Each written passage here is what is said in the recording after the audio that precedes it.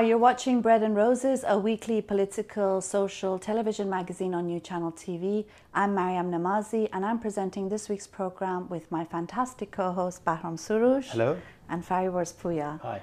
In this week's program, we're going to be speaking about whether morality is possible without God. Well, of course it is. And where our values come from. And it's great because we've got an interview with the author Keinan Malik, who very conveniently for us has just done a book on this issue, and it's called The Quest for a Moral Compass, A Global History of Ethics. Here's a little more about the issue before we get into our discussion. Stay with us. In The Quest for a Moral Compass, Keinan Malik explores the history of moral thought as it has developed over 3 millennia, from Homer's Greece to Mao's China, from ancient India to modern America. It tells the stories of the great philosophers and confronts some of humanity's deepest questions. He also brings morality down to earth, showing how, throughout history, social needs and political desires have shaped moral thinking. The thing for me is when we are discussing the issue of morality and religious morality, I often find it really absurd to some extent because I find religious laws quite immoral in many instances. So for example, you've got, Islamic law says that stoning a woman to death is perfectly fine and perfectly moral.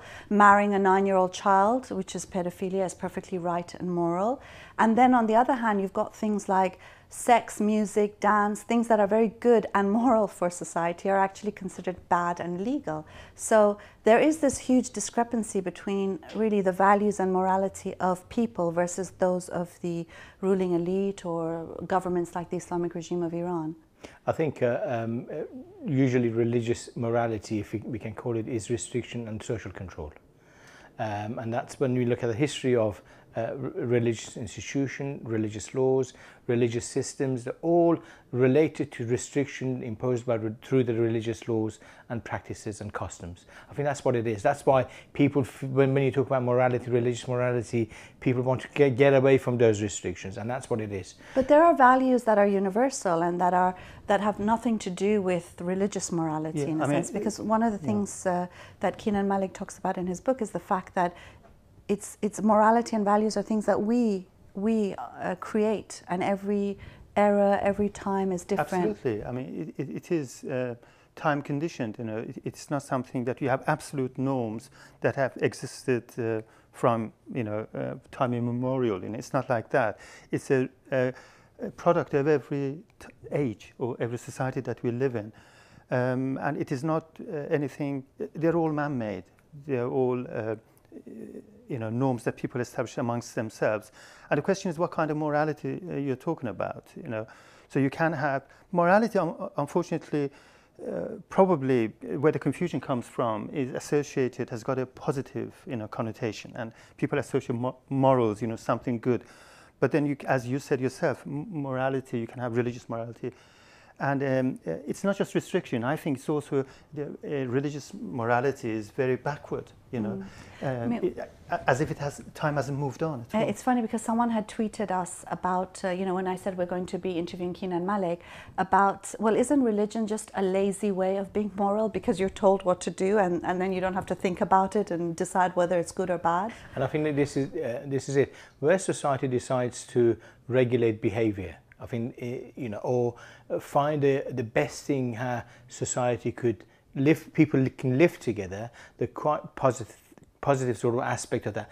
But that's constantly been questioned, constantly been criticized, constantly changed according to latest thinking. So it's something that is constantly sort of revised, but there's no set framework forever,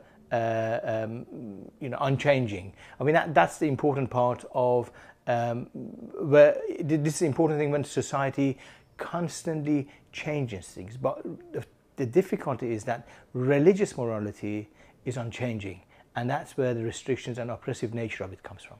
And also, yes, because there's a contradiction between what people believed in about 2,000 years ago and what society believes in now. We have moved on. We believe in secular values or respect for human beings, human life, for many other things.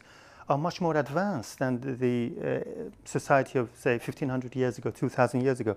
So that kind of morality, if you bring it to the 21st century, obviously it's going to be regressive, and that is why the church and religions usually they are in the way of any progress, you know. So in that sense, when they put this question to you, that they are as if they are the owners of morality, we should say, what kind of morality? Your morality is, as you said, they're very reactionary. They don't respect or recognize what humanity has achieved so far, you know. Yeah, I mean, definitely. We wonder what you think about these issues. I mean, these are quite important issues. These are things that people often think about: where our values come from, what we're here for, what we're doing, and of course, human will has a huge part in this. You know, and in fact, it is us that is determining these sort of very wonderful universal values, like secularism, like equality, like freedom, things that people have fought for. Let's go now and listen to the interview with Kina and Malik, and then we'll come back to discuss it further. Stay with us.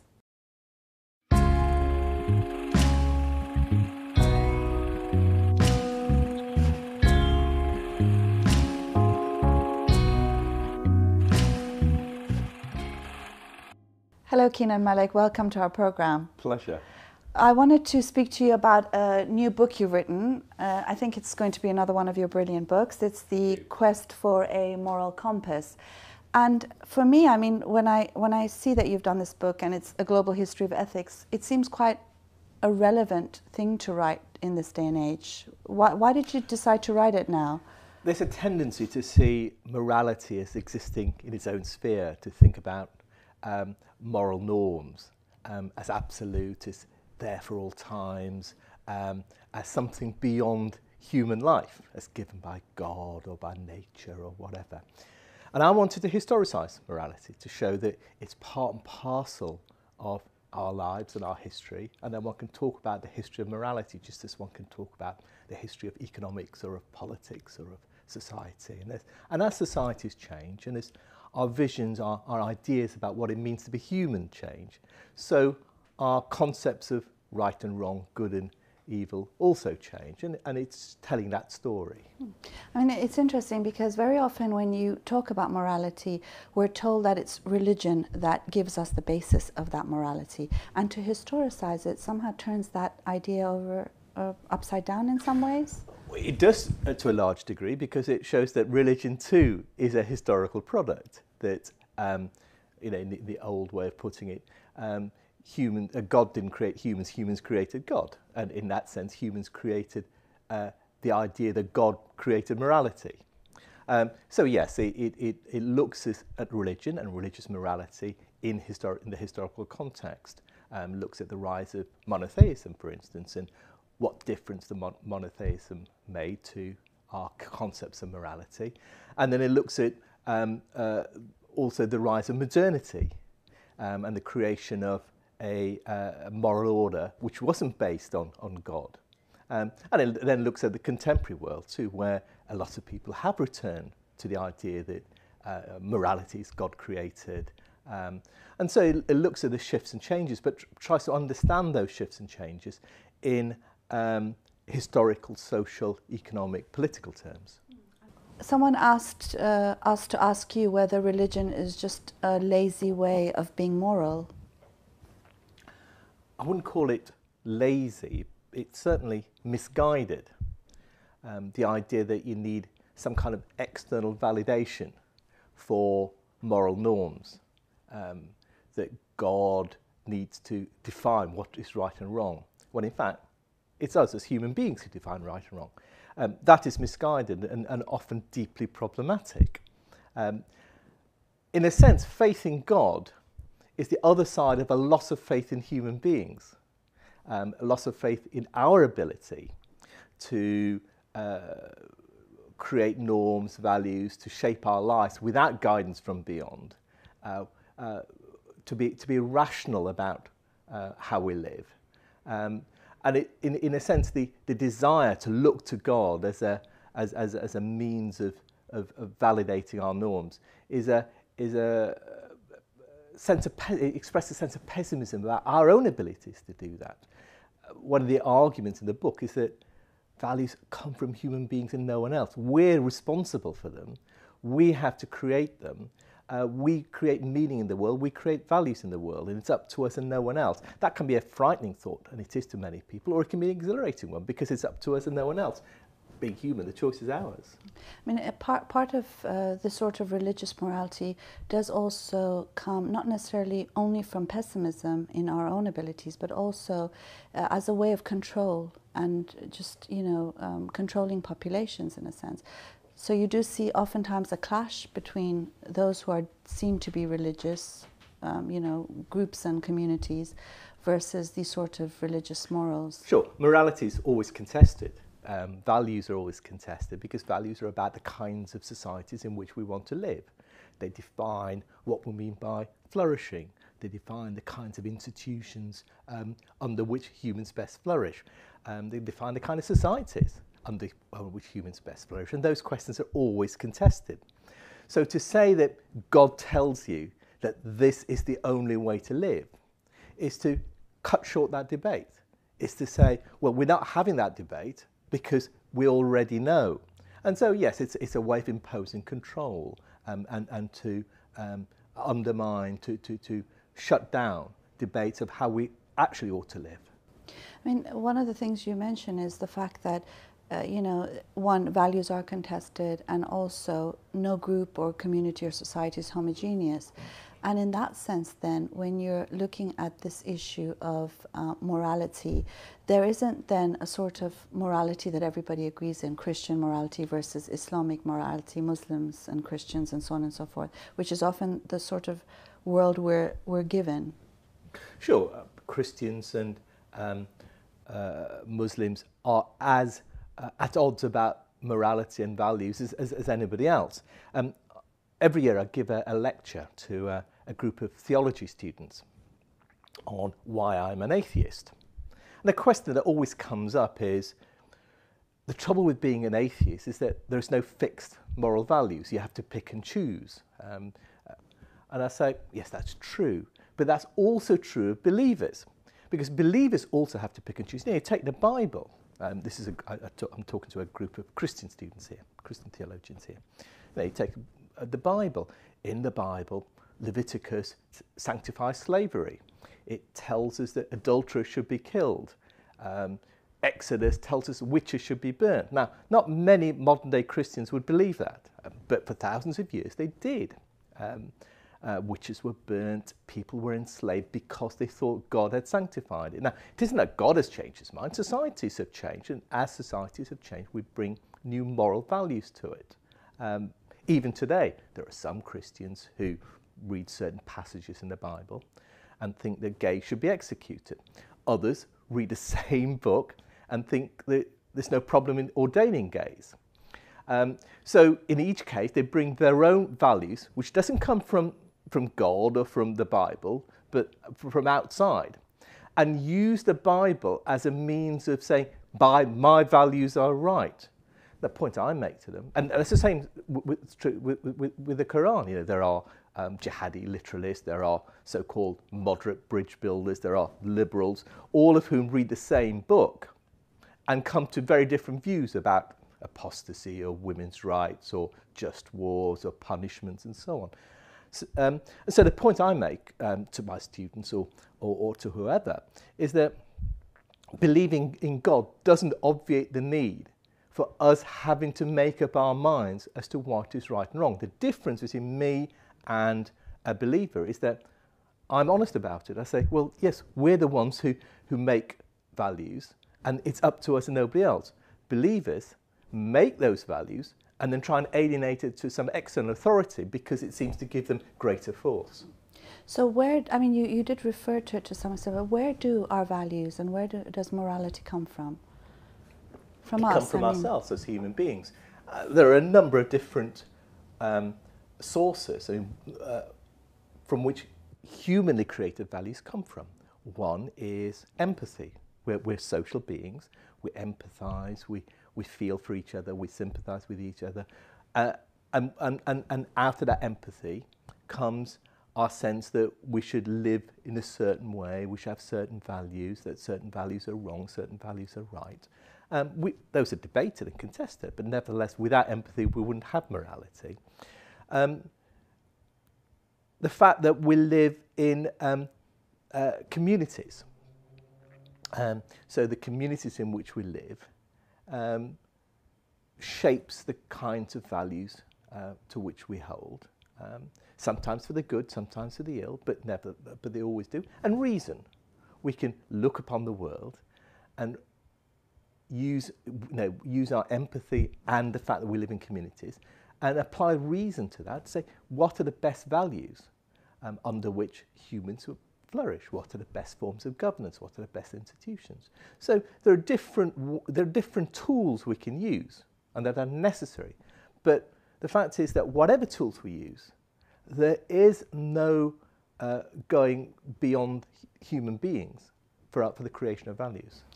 So, I mean, I suppose one of the questions that this brings is the issue of, whether everything is relative, because that's something we keep hearing about, or whether there are some universal values, and what's the difference between universal values and having absolute values? I certainly believe that there are certain values, certain norms, certain institutions, certain kinds of societies under which humans best flourish. All humans, not just Muslims or Christians or British or Iranians or Americans, but all humans. And we can talk about those kinds of values, values of equality, for instance, of a secular world, and so on. Others would disagree as to what values are good, but we can have a debate about that. But I think, from my perspective, there are certain values under which all humans best flourish. But to say that there are universal values in that sense, it's not the same as saying there are absolute values, because to say there are absolute values is to say that values are fixed for all time and beyond the human sphere, which, in my view, is that humans create values, and we do it through discussion, dialogue, action. And through discussing and debating with each other and by acting upon the world, we come to realise what are the best forms of social institutions, what are the best values under which we best flourish, and that's what's important. So there is a clash of values taking place, in a sense, not a clash between, I don't agree with the whole Huntington's clash of civilizations, but there is a clash of values taking place, not just between the West and the East, but within societies, particularly if I'm thinking about Islamism and the rise of the religious right and the clash with that. How do you see that going ahead? And Well, as I said, values are always contested. Yeah. They're inevitably contested, and you're right. The clash of civilizations argument doesn't hold, doesn't have any evidentiary force behind it, because for two reasons. One, that each of what Huntington would call, Samuel Huntington would call a civilization, it's not. None of them are homogeneous. No civilization is homogeneous. What we call the West, for instance, is as divided over the kinds of values it sees best as any other civilization. And historically, those values have changed. So that what we now call the West believed in slavery only 150 years ago, believed in burning witches only 300 years ago. So values change over time. So the idea that there is some kind of trans-historical set of values belonging to a particular civilization is absurd.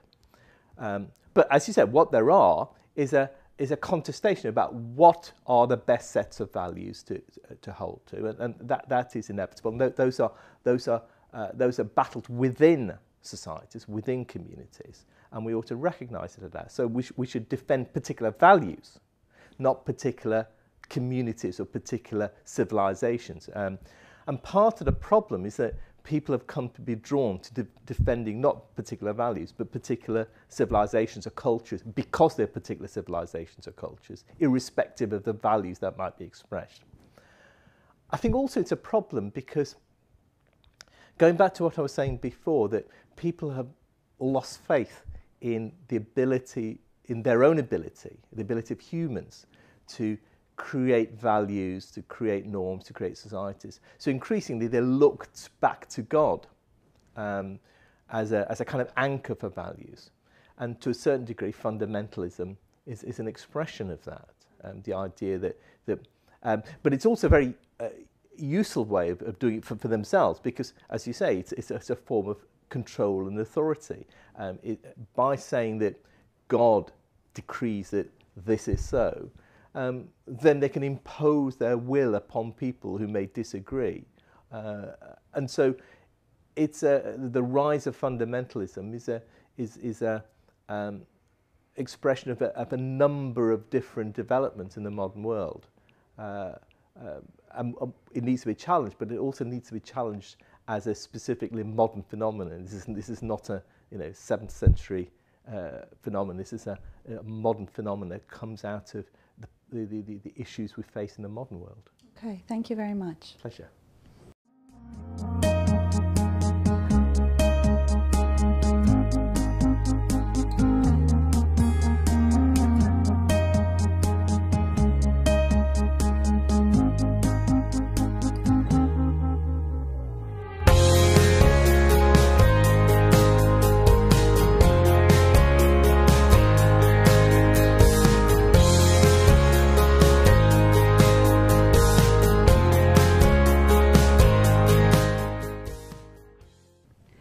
I hope you enjoyed that interview with Kina and Malik. I think there are really many important points raised there. I mean, one of the things, though, I'm not sure I agree with, is this whole thing of, if I understood it correctly, is that people have sort of lost faith in their ability to, bring about a moral world, and that's why there's been like a religious revival and people going back to religion. And I think, in fact, it's the religious right that's imposing its hugely barbaric values on a vast majority of people. It's not necessarily a religious revival.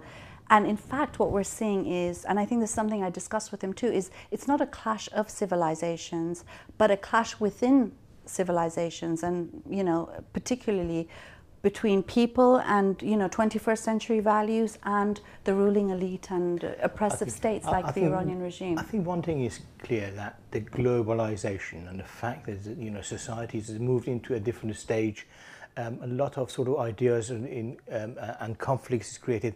The given framework has changed. I think that's a fact. But at the same time, through that sort of change, you've seen a backward move from clearly driven by political interest. These are most of it by the right-wing political groups. They've reconfigured themselves and they're trying to redefine sort of societies and standards. That's what's happened, and you could see the reflection of that in the rise of the right-wing religious in America. You've seen that the rise of the religious movement in Middle East, and these are all politically driven. But also, on the other hand, you are seeing people's intervention for their own human values through revolution. I think that's one of the most human way of people bringing their own sort of morality into the public scene. I think when people say that we have, if the contention is that people have lost faith, when you lose faith in something, you're rejecting something, but positively you're saying that you believe in something else. And I think you are reacting to something which you don't believe in. If you have lost faith in politicians, in the establishment, if we ask you, what you believe in, you've got a set of morals, And I think that's the clash. That's the clash between what people believe in and believe that are progressive morals, and what they detest or have lost faith in, which are those of the establishment. And this is to some extent the contradiction that exists in society, that people are actually question the status quo and the given situation. Which is a good thing, in a sense. Like when this 99% movement started, people came out on the street and they said, we don't accept your establishment. They were questioning that. And I think I agree with you that I don't observe any religious revival, amongst the people. You can say what you can see are the religious sects who are on the rampage, and they are. But if you look at the statistics, in Europe especially, for example, you've got a constant decline in church attendance and people becoming members of different churches, you know. And there's a backlash as well in countries under Islamic rule, like in Iran, there's a backlash against. So there is not a revival. I think people are actually, to be I think more correctly, they're moving away from religious morals. I think that's my understanding. Yeah, and I think we've spoken about this before as well on the program, the very fact that there's such a clash between the sort of religious right versus the population at large, that you can see very clearly that it's the morality has their, you know, immorality to a large extent has to be imposed by brute force. Otherwise, there's a huge, you know, opposition to it at every level, you know, from women refusing to not go to, you know, accept that they're not allowed to go into stadiums, pretending they're men, pretending they're Brazilian to go into a volleyball game between Brazil and Iran, to unveiling, even though it's compulsory in Iran, to eating during Ramadan, even though it's met with flogging and imprisonment and so on and so forth. Oh, so there's this huge clash all the time. There is a revival of use of religion by the state and the ruling class. I mean, that's the revival, but at the same time there is a backlash and renaissance against the religious sort of morality, and we could see that undermining the whole sort of this. So there is a clash and there is a contradiction, and reflects the clash and contradiction that exists in society, I think. And that's why you need brute force in order to impose it. It's an imposition. Otherwise, if people were left to decide themselves, to choose themselves, a lot of people, you know, would not choose religion or their morals, and which they don't, and it's not just, and I think it's not just moral. I think you're absolutely right. I think it's not just brute force, but also the fact that when you turn on the TV, everywhere you can see how the state supports religious institutions every day as part of the establishment. I mean, they keep telling us that we can't live a moral life without God, but in fact, I think what a lot of people across the world are showing, particularly faced with a really brutal religious right, is that definitely there are a lot of people who can live without religion, and they're doing it really well. Basic existence of society now, people to survive, to live comfortably, is in contradiction with religious laws and restrictions and morality. Well, let's leave it at that. It's not a question of lack of morals, it's a question of what kind of morals. Morals, that's right, because every society, and within a society, I mean, very often, you know, when people talk about Iran or Britain, it's as if it's one homogeneous group, and it's not. There's all these conflicting morals and values, and it is a challenge every day, isn't it, between especially the powers that be and people. I think it's now time for our insane fatwa of the week.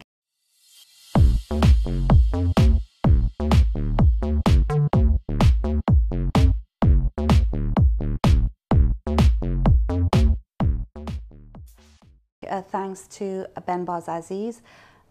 This time it's about